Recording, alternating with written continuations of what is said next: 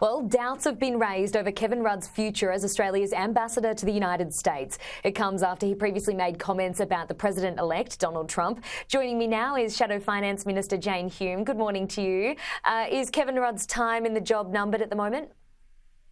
Holly, we know that there's going to be a changing economic environment. That's certainly the case. Inevitably, that's the case. My concern for Australia is that we are less able to cope with a changing economic environment, less resilient to an economic environment because of domestic issues, because Labor has failed to get inflation under control here in Australia, because inflation has stayed higher for longer and interest rates have stayed higher for longer. We are more vulnerable to those economic shocks, which is why it's so important that we have strong and enduring relationships with one of our biggest trading partners, and indeed our most important strategic ally in the United States. Kevin Rudd has made significant contributions to that relationship. He has deepened some of our economic ties through AUKUS, but there is no doubt that he has made disparaging comments about Donald Trump in the past. He is specifically an appointment from Anthony Albanese. He was handpicked, hand-chosen for this job. It's now up to Anthony Albanese to decide whether he is capable of not just maintaining the relationship we have, but deepening the ties, which are going to be so important for Australia, both economically and strategically in the future. He has a term to serve. It's up to Anthony Albanese to make sure that he can do that and deliver for Australia's economic and strategic interests.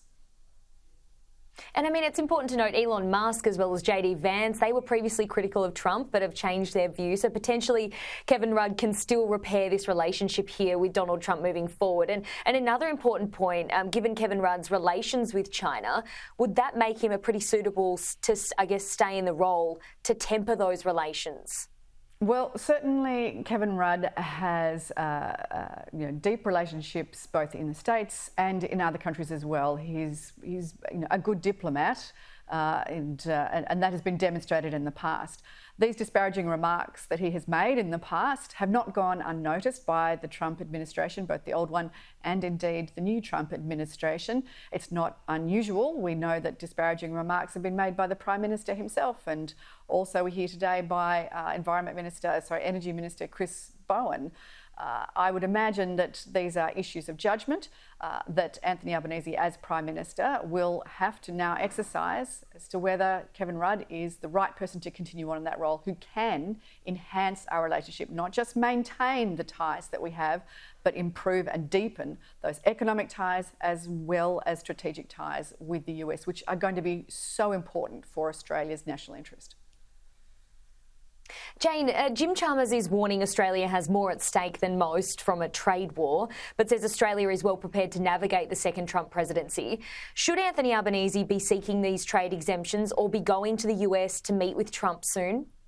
Well, certainly under a coalition government, that was exactly what happened. Under the previous coalition government and a new Trump administration, there were tariffs put on specific metals, and coalition forces went out, spoke to Trump directly and secured an exemption for Australia from those tariffs. We would hope that the Albanese government will be doing similar in order to make sure that we have that special relationship that is maintained between Australia and the US. You know, it's a very deep and abiding relationship. It's started with ANZUS, it's been strengthened through AUKUS.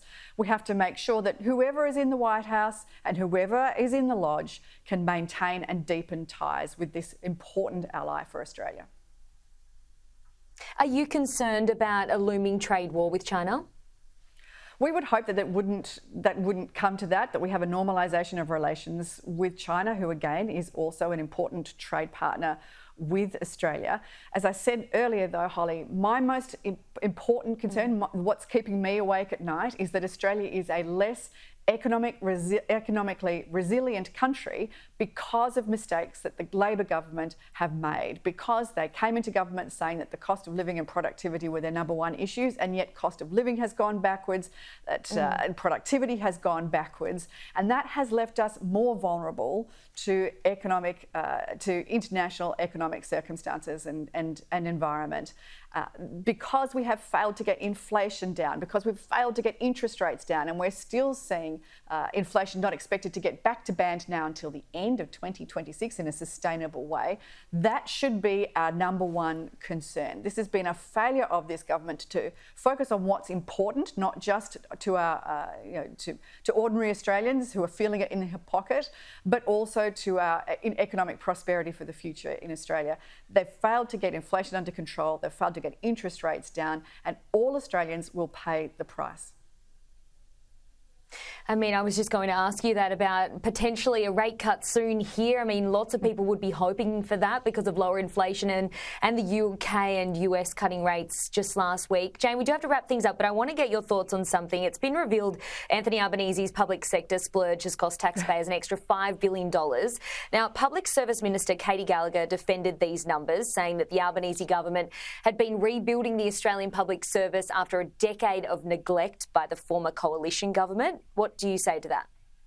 Big government isn't always better government, Holly, and what we've seen is an explosion in bureaucracy, particularly in Canberra, because of the Labor government, at an enormous cost to taxpayers, around $5 billion, according to these latest ABS figures. And yet at the same time that we've seen, according to the government's own budget figures, 36,000 new public servants come online in Canberra, we haven't seen an improvement to services. I don't think that there's many Australians out there that would believe that they're 36,000 public servants or $5 billion better off. In fact, wait times for things like getting the age pension have blown out to almost double the wait times that were under the coalition government. So big government isn't always better government, and I think it's up to the Albanese government to not just defend the numbers, but to defend the services that they're providing, which haven't improved.